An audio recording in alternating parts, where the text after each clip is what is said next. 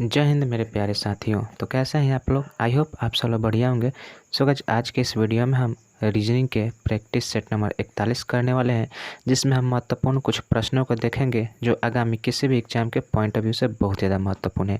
अगर आप किसी भी एग्जाम की तैयारी करते हैं तो आप इस वीडियो को अंत तक जरूर देखिएगा, और वीडियो अच्छी लगेगी तो वीडियो को लाइक और हमारे चैनल पर पहली बार जाएँ तो चैनल को सब्सक्राइब जरूर कीजिएगा। देखिए, इस वीडियो में हम जितने भी प्रश्न करने वाले हैं, कोशिश कीजिएगा कि आप उन प्रश्नों का जो जवाब है आप अपने खुद से करें, ठीक है। और वीडियो के अंत में कमेंट करके जरूर बताइएगा कि आप इन प्रश्नों में से कितने प्रश्नों का जवाब अपने से कर सकते थे, ठीक है। तो चलिए अब बिना देरी के हम वीडियो को स्टार्ट करते हैं। तो देखिए, यहाँ पे हमारा पहला नंबर प्रश्न है कि दी गई श्रृंखला को पूरा करने के लिए प्रश्नवाचक चिन्ह के स्थान पर कौन से अक्षर समूह आएगा, ठीक है। देखिए, इस वीडियो में हम जो है प्रत्येक प्रश्न करेंगे वो अलग अलग चैप्टर से होगा, ठीक है। तो आप वीडियो के अंत तक जरूर बने रहिएगा, ठीक है। देखिए, यहाँ पे दिया है MBTN KCSP और IDRR। यहाँ पे प्रश्नवाचक चिन्ह दिया है, बताना है यहाँ पे कौन सा जो है शब्द लिखा जाएगा। यहाँ पे देखिए 4 ऑप्शन आपका दिया गया है, ठीक है। तो चलिए देखते हैं हम इसको किस तरह से सॉल्व कर सकते हैं। जैसे देखिए, एम से के पे गया है, के से आई पे गया है। तो देखिए, एम जो है हमारा कितने पे आता है, 13 पे आता है, और के हमारा कितने पे आता है, तो के 11 पे आता है। यानी कि यहाँ पे देखिए क्या किया गया है, यहाँ पे -2 किया गया है, ठीक है। इसी तरह से आगे जाइएगा तो देखिए के कितने पे 11 पे होता है, और आई जो है हमारा 9 पे होता है, तो यहाँ पे -2 हुआ है। इसी तरह से हम यहाँ पे भी माइनस क्या करेंगे, -2 करेंगे। तो -2 करेंगे तो आई में से -2 करेंगे तो क्या आएगा, आई में से -2 करेंगे तो जो हमारा शब्द निकल कर आएगा वह होगा 7। और 7 नंबर पे कौन सा आता है शब्द, तो जी आता है, ठीक है। यानी कि यहाँ पे पहला जो लेटर होगा हमारा जी होगा, और जी में से 2 घटाएगा तो ई आएगा, ठीक है। देखिए, तो पहला लेटर हमारा जी मिल गया। देखिए, जितने भी ऑप्शन है सभी जी से शुरू है, ठीक है। यहाँ से हमारा जो है आंसर नहीं मिल सकता है। तो हम इसके अगले स्टेप पे चलेंगे। तो देखिए, यहाँ पे क्या दिया है, बी दिया है, ठीक है। बी से हम सी पर चलेंगे, ठीक है। तो देखिए, बी से अगर सी पे जाइएगा तो यहाँ पे देखिए क्या हुआ है, तो यहाँ पे +1 हुआ है, ठीक है।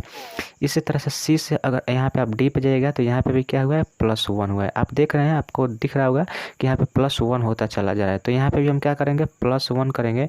तो प्लस यहाँ डी है, और +1 करेंगे तो क्या आएगा, यहाँ पे ई आ जाएगा, ठीक है। यानी कि जी ई हमें मिल गया।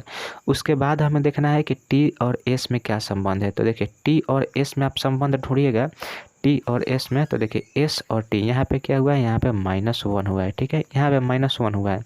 इसी तरह से अगर आप यहाँ से एस से अगर आप आर पे जाइएगा तो यहाँ पे भी क्या हुआ है, यहाँ पे -1 हुआ है, ठीक है। यहाँ पे देखिए 2 लिखा गया, यहाँ पे 2 नहीं होगा, यहाँ पे क्या होगा, -1 हुआ है, ठीक है, -1। इसी के बाद यहाँ पे आर से अब आगे जाइएगा तो यहाँ पे भी हम क्या कीजिएगा, -1 कीजिएगा। तो -1 कीजिएगा तो आर से पहले -1 कीजिएगा तो क्या आएगा, क्यू आएगा, यानी कि GEQ। देखिए, GEQ यहाँ में नहीं है, इसमें है, इसमें भी है, इसमें भी है, ठीक है। तो यहाँ से हमें अब और आगे जाना पड़ेगा, ठीक है। तो आगे जाने के लिए देखिए क्या कीजिएगा, N से P पे जाइएगा। तो N से P पे जाइएगा तो कितना यहाँ पे इंक्रीज हो रहा है, देखिए N से P पे जाइएगा तो NOP, यानी कि यहाँ पे कितना, +2 हो रहा है, ठीक है, +2 हो रहा है। तो उसी तरह से यहाँ पे P से R पे आइएगा तो यहाँ पे +2 हो रहा है। R से +2 कीजिएगा तो यहाँ पे जो हमारा शब्द आएगा, R के बाद क्या होता है, R के बाद S होता है और T होता है, यानी कि यहाँ पे T होएगा, यानी कि GEQT जो हमारा राइट आंसर हो जाएगा, ऑप्शन नंबर बी में है, यही हमारा राइट आंसर हो जाएगा, ठीक है। तो उम्मीद करते हैं क्वेश्चन समझ में आया होगा। चलिए इसी के साथ हम बढ़ते हैं नेक्स्ट प्रश्न की ओर। तो देखिए, नेक्स्ट यहाँ पे हमारा अगला देखिए दूसरा नंबर प्रश्न हमारा क्या है कि दूसरा नंबर प्रश्न बोल रहा है कि एक निश्चित कूट भाषा में फेसेज को इस तरह से लिखा जाता है, ठीक है। और जेंस को भी देखिए कूट भाषा में लिखा गया है, उसी कूट भाषा में बताना है कि हैंग्स को किस तरह से लिखा जाता है, ठीक है। सबसे पहले हमें देखना होगा कि फेसेस को किस तरह कैसे करके लिखा है। तो हम चलिए यहाँ पे लिखते हैं FA, यहाँ पे CESA, ठीक है। इसको किस तरह से लिखा है, तो इसको लिखा है AFCSE करके लिखा है। यानी कि आप देख रहे हैं कि इसमें क्या किया है, पहले 2 लेटर को क्रॉस किया है, और यहाँ पे भी देखिए प्लस लास्ट वाले 2 लेटर को क्रॉस किया है, और सामने वाले को सामने लिख दिया है, ठीक है। इसी तरह से देखिए हम आगे भी देखेंगे तो आगे क्या हमें खोजना, क्या है, हमें बनाना है HANGS, हैंग्स को हमें लिखना है कि इसके लिए क्या शब्द लिखा जाएगा, ठीक है। तो इसमें भी हम क्या करेंगे, क्रॉस इस तरह से करेंगे तो यहाँ से आ जाएगा, यहाँ पे A आएगा, यहाँ पे H आएगा, ठीक है, AH।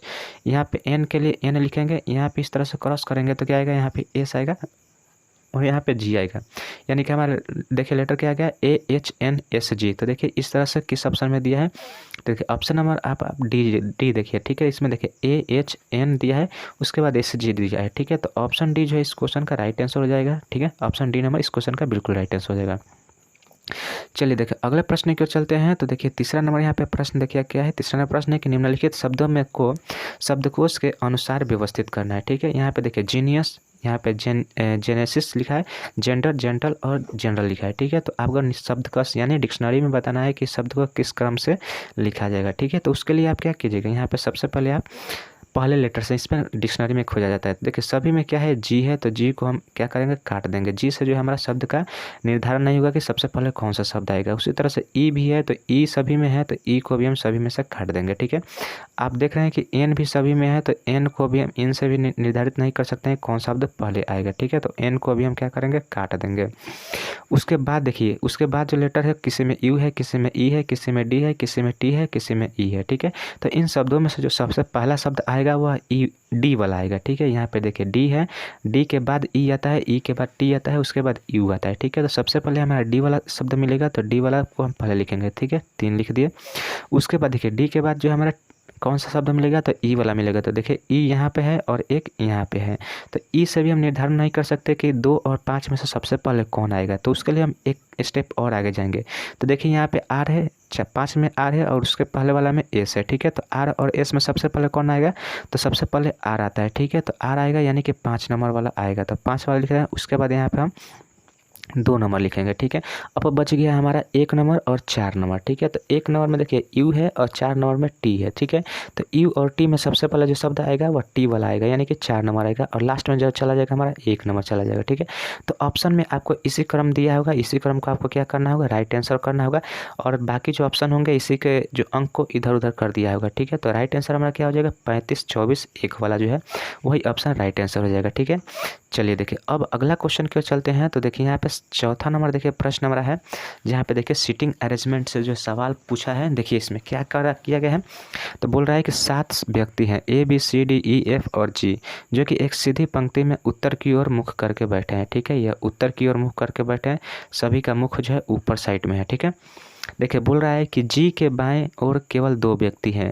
जी जहाँ भी बैठा है, यहाँ पे मान लीजिए जी बैठा है, तो इसके बाएं जो है केवल 2 व्यक्ति हैं। ठीक है, यानी कि इसके इधर जो है कितने व्यक्ति होंगे, तो इसके इधर जो है 4 व्यक्ति होंगे, 1 2 3 4, क्योंकि टोटल एक पंक्ति में 7 व्यक्ति हैं, तो 7 व्यक्ति हो गया।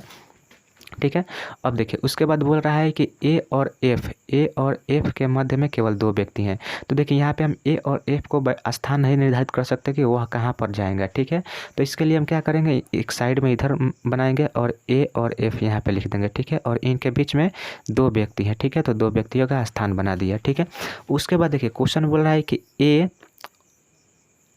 यहाँ पे क्या दिया है, ए और ए एफ के बाएं हैं, यह कुछ नहीं है, यहाँ पे मिस्टेक से टाइप हो गया है। ठीक है, ए जो है एफ के बाएं बैठा है। ठीक है, तो ए देखिए ए जो है एफ के किस साइड में है, तो ए एफ के बाएं है। ठीक है, यहाँ पे ये जो लाइन है ये हमारा जो सेटोबल हो चुका है।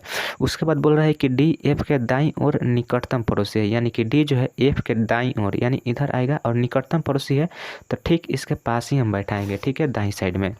उसके बाद देखिए क्वेश्चन बोल रहा है कि केवल एक व्यक्ति बी के दाएं बैठा है, केवल एक व्यक्ति जो है बी के दाएं बैठा है, यानी कि बी यहाँ पे बैठेगा तभी जाकर एक व्यक्ति यहाँ पे आएगा। ठीक है, बी के दाएं केवल एक व्यक्ति बैठा है। अगर बी को हम इधर बैठाएं तो दाएं साइड में जो एक व्यक्ति को बैठाना है उसके स्थान पर और व्यक्ति बैठ सकते हैं। ठीक है, इसलिए हम इसको क्या लिखेंगे, सबसे दाहिने साइड में दूसरे नंबर स्थान पर लिखेंगे बी को। ठीक है, उसके बाद देखिए क्वेश्चन बोल रहा है कि ई जो है जी का निकटतम पड़ोसी नहीं है। देखिए ई जो है, ई जी का निकटतम पड़ोसी नहीं है, ई जी का निकटतम पड़ोसी नहीं है। और देखिए जी को हम यहाँ पे बैठाए थे। ठीक है, ई जो है जी का निकटतम पड़ोसी नहीं है, यानी कि ई और जी जो है यह दोनों एक पास पास नहीं होंगे। ठीक है, पास पास नहीं होंगे तो हम क्या कर सकते हैं कि यहाँ पे अगर हम जी को बैठाते हैं तो यहाँ पे ई को बैठाना पड़ेगा। ठीक है, तो इसलिए हम इस यहाँ पे क्या करेंगे, ई को हम क्या करेंगे यहाँ पे बैठाएंगे और जी को यहाँ पे हम बैठाएंगे। ठीक है, देखिए जी को यहाँ पे बैठाने का कारण क्या था, क्योंकि देखिए पहला लाइन में यहाँ पे बोला था कि जी के बाएं और केवल 2 व्यक्ति हैं, तो यहाँ पे जी के बाएं और केवल 2 व्यक्ति बैठाना है। ठीक है, अगर जी को हम यहाँ ई के स्थान पर बैठा देते तो देखिए इसके बाएँ साइड 6 व्यक्ति हो जाते, इसलिए हम जी को यहाँ पर नहीं बैठाएं, यहाँ पे ई को बैठाएं, और ई और जी एक साथ पर नहीं बैठ सकता है, इसलिए ई को भी इसीलिए हम यहाँ पर बैठाएं। तो ये एक स्थान यहाँ पे खाली हो गया, तो यहाँ पे कौन सा किसके लिए बच गया है, तो यहाँ पे जो बचा है वह किसके लिए बचा है आप बताइए। तो यहाँ पे सी के लिए बचा है। अब देखिए क्वेश्चन बोला है कि बी के ठीक दाएं और कौन सा बैठा है, तो बी के ठीक दाएं और कौन बैठा है, तो यहाँ पे ई बैठा है। ठीक है, देखिए ऑप्शन नंबर डी जो है राइट आंसर हो जाएगा। ई के सामने डी बी के जो दाएं बिल्कुल कौन बैठा है, तो ई बैठा है। ठीक है, उम्मीद करते हैं क्वेश्चन समझ में आया होगा। इस क्वेश्चन को अगर आपको समझ में नहीं आया होगा तो आप क्वेश्चन को क्या कीजिएगा, रिपीट कीजिएगा, पुनः देखिएगा। ठीक है, चलिए अब बढ़ते हैं नेक्स्ट प्रश्न की ओर। तो देखिए यहाँ पे हमारा 5वां नंबर देखिए प्रश्न क्या है। 5वां नंबर प्रश्न बोल रहा है कि नीचे 4 संख्या युग्म दिए गए हैं जिनमें से 3 किसी न किसी तरह से समान है और एक अलग है, तो अन्य से अलग संख्या युग्म को चुनना है। ठीक है, यानी कहने का मतलब है देखिए यहाँ पे 4 ऑप्शन दिए हैं, चारों ऑप्शन में से जो 3 ऑप्शन है वह किसी न किसी तरह से एक समान है और एक चौथा ऑप्शन है जिसको आपको बताना है कि वह किस तरह से भिन्न है। ठीक है, तो देखिए यहाँ पे 7 से 56 किया है, तो 7 से 56 कैसे कर सकता है, 7 × 8 होगा, यानी कि एक पहली संख्या से 1 प्लस करके गुना करेंगे तो 7 × 8 = 56 हो जाए। ठीक है, उसी तरह से देखिए 9 में क्या कीजिएगा, 9 में एक संख्या बढ़ाकर गुना कीजिए, यानी 10 से गुना कीजिएगा तो जो 90 हमारा आ जाएगा। ठीक है, उसी तरह से ऑप्शन नंबर सी में देखिए, तो ऑप्शन नंबर सी में क्या क्या है, 4 किसे उसके एक अगले संख्या से गुना कर दिया है तो 4 × 5 = 20 हो जाएगा। ठीक है, तो देखिए यहाँ पे अगर हम डी नंबर ऑप्शन देखें तो 11 में अगर आप 12 से मल्टीप्लाई कीजिएगा तो यहाँ पे जो शब्द आएगा वह आएगा कितना आएगा, 132 आएगा, परंतु 132 के जगह पर 131 दिया है, तो यही जो ऑप्शन है जो कि बाकी तीनों से अलग है, तो ऑप्शन डी जो है हमारा राइट आंसर हो जाएगा इस क्वेश्चन का। ठीक है, चलिए देखिए अब देखते हैं नेक्स्ट प्रश्न। तो देखिए यहाँ पे हमारा 6ठा नंबर देखिए प्रश्न क्या है।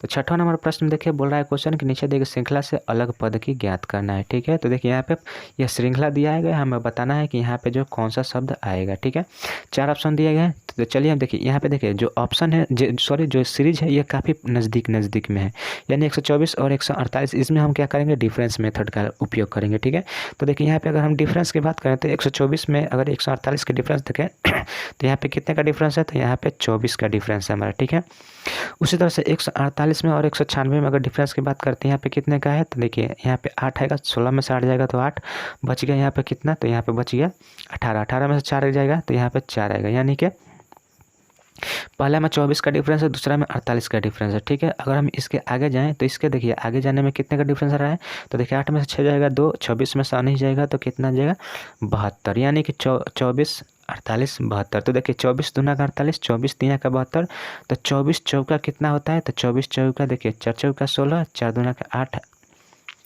यहाँ पे क्या आएगा 4 चौका 16 होता है, 16 हाथ से लगा 1 और 4 दूना का 8 और 1 9, यानी कि 96 आना चाहिए। तो देखिए 96 आ रहा है, तो अगर हम यहाँ कितना 14 में से 8 को घटाते हैं तो 6 आएगा, उसके बाद बच गया 35, 35 में से 36 को घटाएगा तो 26 को घटाएगा तो कितना आएगा 9 आएगा, यानी कि सीरीज ठीक चल रहा है। यहाँ पे 24 × 2 हुआ है, यहाँ 3 हुआ है, यहाँ 4 हुआ है, तो इसके आगे जाइएगा तो इसके आगे क्या होगा 5 होगा, तो इसमें 24 में मल्टीप्लाई क्या कीजिएगा 5 कीजिएगा, तो देखिए क्या रहा है 5 का 20, 5 दूना का 10 और 2 12, यानी कि 120, यहाँ पे 120 जोड़ना होगा, तो इसमें 364 में 120 को क्या कीजिएगा ऐड कीजिएगा, तो 120 को ऐड करते हैं तो यहाँ पे क्या आएगा 4 6 2 8 और यहाँ पे 4, यानी कि 484 जो है हमारा राइट आंसर आएगा। तो देखिए 484 हमारा ऑप्शन नंबर ए में दिया है, राइट आंसर हो जाएगा हमारा ऑप्शन नंबर ए 484। ठीक है, तो देखिए उम्मीद करते हैं आपको सारे क्वेश्चन समझ में आया होगा। इस वीडियो को हम यहीं पर अंत करते हैं और देखिए उम्मीद करेंगे अब ये सारे क्वेश्चन आप अपने से किए होंगे। ठीक है, अगर आपने अपने से किया होगा